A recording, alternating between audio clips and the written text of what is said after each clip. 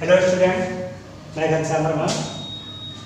आज class 12 physics की धारा में हम लोग इससे पहले वीडियो में जब परिपथ में शुद्ध प्रतिरोध R हो और जब परिपथ में शुद्ध प्रेरकत्व L लगा हो तो उसमें क्या परिवर्तन होता है, धारा और वोल्टेज के बीच कलांतर कितना होता है, ये बातें हम लोग देखी थी। तो शुद्ध प्रतिरोध R था, तब हम लोग पाए थे तो जो धारा और वोल्टेज है वह दोनों समान कला में हैं। और जब हम लोगों ने केवल शुद्ध प्रेरकत्व L किया अनओहमीय प्रतिरोध को नगण्य करते हुए, तब ये पाया कि जो हमारा वोल्टेज है वो धारा से कला में 90 डिग्री अग्रगामी है। आज हम लोग पढ़ेंगे जब परिपथ में केवल शुद्ध धारिता C हो। जब परिपथ में केवल शुद्ध धारिता C है तो क्या होती है वैल्यू। तो हमने एक आरेख बनाया, मान लिया ये आरेख है जिसमें प्रत्यावर्ती धारा प्रवाहित हो रही है और जिसका धारिता क्या है, C है। तब हमने ये माना किसी क्षण प्रत्यावर्ती धारा का जो वोल्टेज है, जो विभव है, वो क्या है, निम्न समीकरण से प्रदर्शित होता है, वह V = V0 sin omega t। ये हमने मान लिया कि किसी क्षण जो प्रत्यावर्ती वोल्टेज है उसका तात्कालिक मान जो है वो क्या है, निम्न समीकरण से प्रदर्शित होता है। और समीकरण है V = V0 sin omega t। इसी क्षण जो संधारित्र में मान लिया हमने आवेश क्या है, Q है, तब V = क्या होता है, Q/C। जब हमको मिल जाएगा V = Q/C, हम क्या करेंगे, यहाँ से हम V की वैल्यू उठा करके यहाँ रखेंगे। तो Q/C इक्वल क्या मिल जाएगा, Q/C इक्वल हो जाएगा V0 sin ओमेगा t। तो Q/C इक्वल आ गया V0 sin ओमेगा t। और कहाँ से मिला, इक्वेशन 1 से। अब क्या करेंगे, हम लोग जानते हैं I इक्वल्स, देखो ये होता है Q = IT। अगर यहाँ से हम I निकालेंगे तो क्या मिलेगा, Q/T। अगर तात्कालिक मान के लिए बात करें, तात्क्षणिक बात करेंगे तो ये dQ/dt हो जाएगा। तो इस तरीके से इस फार्मूले से हम लोग उसको निकालेंगे तो I इक्वल क्या हो जाएगा, dQ/dt। अब Q की वैल्यू क्या है, यहाँ से देखें तो C को यहाँ भेज दें तो Q इक्वल हो जाएगा CV0 sin ओमेगा t। तो d/dt हो गया CV0 sin ओमेगा t। इसका मतलब क्या हुआ कि इस इक्वेशन को हमको किसके रिस्पेक्ट में डिफरेंशिएट करना है, t के रिस्पेक्ट में करना है।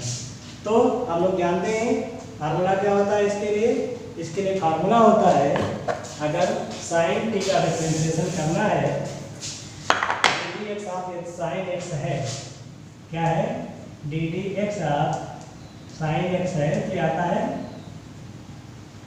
cos x। लेकिन अगर ax होता तो यहाँ a और बढ़ जाता। इस तरीके से क्या है, ओमेगा t है, जैसे वहाँ ax है तो a बढ़ गया, ऐसे यहाँ ओमेगा t है, t के रेस्पेक्ट में कर रहे हैं, यहाँ x के रेस्पेक्ट में किया गया था। तो जो अतिरिक्त वैल्यू थी उसका मल्टीपल में आया था, ऐसे यहाँ अतिरिक्त वैल्यू t के साथ क्या है, ओमेगा है। तो जब इसको हम डिफरेंशिएट करेंगे तो CV0 ऐसे रहेगा, ओमेगा उस फार्मूले से बढ़ जाएगा और एक cos ओमेगा t हो जाएगा। अब यहाँ देखें, यहाँ V0 तो हमको पता है ये 1C और ओमेगा अगर हम नीचे ले आएंगे तो ये क्या बन जाएगा, अगर इस तरीके से देख लें हम, ये हमारा वैल्यू आया है, ये हो गया ये I/C ओमेगा इक्वल अगर हम लिख दें V0 cos ओमेगा t। तो ये क्या है, ये एक वोल्टेज को शो कर रहा है, यानी ये संधारित्र के कारण कोई प्रतिरोध होगा, ठीक है। I/C ओमेगा का मतलब ये हो गया धारा अपान प्रतिरोध क्या बनेगा, वोल्टेज बनेगा। तो कुछ इस फॉर्म का होगा, यानी इसको हमने क्या लिख सकते हैं, इसको हमने क्या मान लिया कि ये जो हमारा आई है, ये आई नॉट पीक वैल्यू के लिए सी ओमेगा बी नॉट हो गया। ये हमारे पीक वैल्यू की बात हो गई, तो हमने ले लिया friends I not equal C B not omega. और हम लोग ट्रायगोनोमेट्री में पढ़े हैं कि sine 90 plus theta, sine 90 plus theta की जब बात करोगे तो हम क्वाड्रेंट देखेंगे अगर, तो ये सेकेंड क्वाड्रेंट में है, सेकेंड में साइन पॉजिटिव होता है और 90 प्लस थीटा है, इसलिए cos थीटा हो जाएगा। तो क्या है, cos omega T equal sine omega T plus pi by 2 हम लिख सकते हैं। तो हमने लिख दिया I equals I naught sine omega T plus pi by 2। अब यहाँ पर क्या आया, हमारा जो था वोल्टेज का इक्वेशन था तो होता B equals B naught sine omega T, यहाँ आई आया I naught sine omega T plus pi by 2। मतलब क्या हुआ, ये जो पाई बाई 2 है वो अधिक है, पाई बाई 2 अधिक है मतलब कालांतर में ये पाई बाई 2 अधिक मतलब अग्रगामी है। तो हम इस इक्वेशन को 1 और 2 से क्या कह सकते हैं, समीकरण 1 और 2 से हम क्या कह सकते हैं कि जब किसी प्रत्यावर्ती परिपथ में केवल धारिता C होती है तो क्या होता है, वोल्टेज, ध्यान देंगे, जब किसी प्रत्यावर्ती परिपथ में केवल धारिता C लगा होता है तब जो वोल्टेज होता है वो धारा I से कला में 90 डिग्री क्या है, पश्चिमगामी है। वोल्टेज की बात हम अगर पहले कर रहे हैं तो वोल्टेज जो है क्या है, धारा I से 90 डिग्री पश्चिमगामी है। और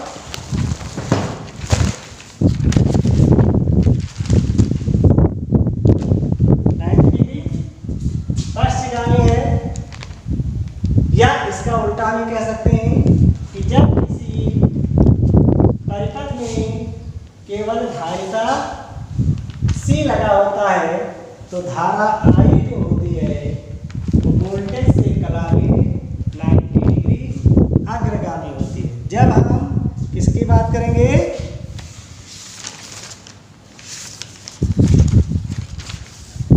जब हम किसकी बात करेंगे, धारा I को कहेंगे तो अग्रगामी वोल्टेज से, वोल्टेज पश्चिमगामी धारा से। इसका तरंग रूप ये बना कि ये वोल्टेज बढ़ने से पहले ही धारा बढ़ गई। देखिए धारा जब वोल्टेज शून्य है तो धारा यहाँ पर है, तो ये इसका तरंग आरेख हुआ। और अगर कला आरेख तो ये 90 डिग्री हुआ, ये ओमेगा टी इसके साथ बनाता है जैसा दिया गया है, और ये हो जाएगा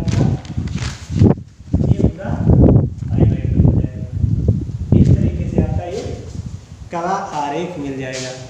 अब हम देखते हैं कि परिपथ का जो शिखर मान है वो किस तरीके से हो रहा है, इसमें आगे हम लोग और समझते हैं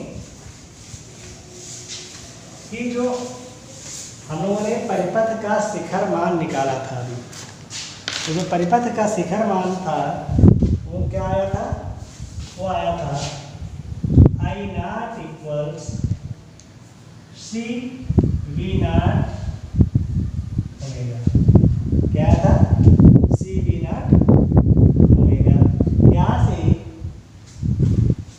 B naught upon I naught निकाल लो तो B naught upon I naught हो जाएगा 1 अपान सी ओमेगा।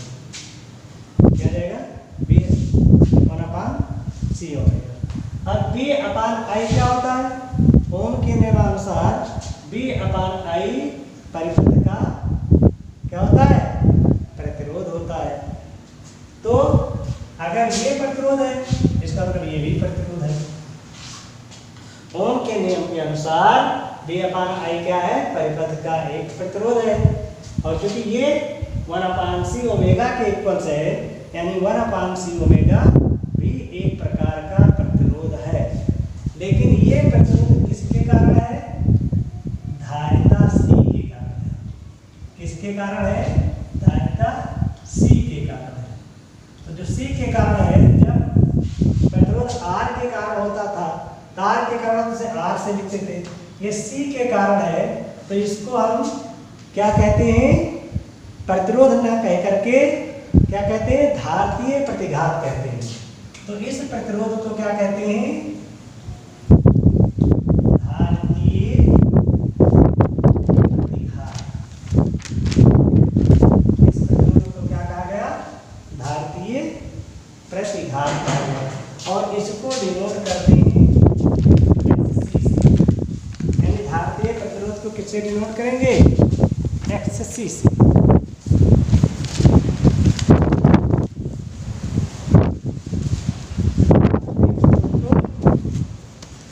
XC से डिनोट करेंगे, यानी क्या मिल जाएगा? XC इक्वल्स हमको मिल जाएगा 1/0। ठीक, और ओमेगा की वैल्यू रख सकते हैं 2πf, तो C इंटू 2π। F क्या है? फ्रीक्वेंसी है, तो ये आ गया 1/2π FC। FC की वैल्यू इसका मतलब क्या हुआ? फ्रीक्वेंसी और इसके बीच अगर हम देखें तो दोनों क्या है? Inversely proportional. इन्वर्सली प्रोपोर्शनल है, यानी जितनी फ्रीक्वेंसी कम होगी उतना ही इसका क्या होगा? उतना ही इसका धारितीय प्रतिघात अधिक होगा। ठीक है।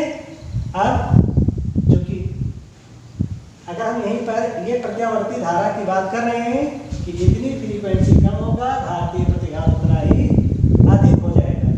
अगर हम डिस्ट धारा की बात कर रहे हैं तो डिस्ट धारा के लिए जो फ्रीक्वेंसी होती है, किसके लिए? डिस्ट धारा के लिए। डिस्ट धारा के लिए जो फ्रीक्वेंसी होती है वो 0 होती है। अगर फ्रीक्वेंसी 0 हो जाएगा तो XC क्या आ जाएगा?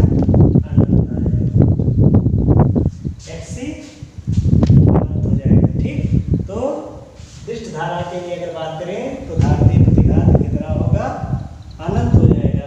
इस तरीके से आज हम लोगों ने देखा कि जब परिपथ में केवल शुद्ध प्रतिरोध R होता है तो कैसे वो परिवर्तित होता है और उसमें कौन कौन से टर्म्स आए और उसके तरंग आरेख कैसे हैं, कला आरेख कैसे हैं, इत्यादि चीज़ों को हम लोगों ने जाना।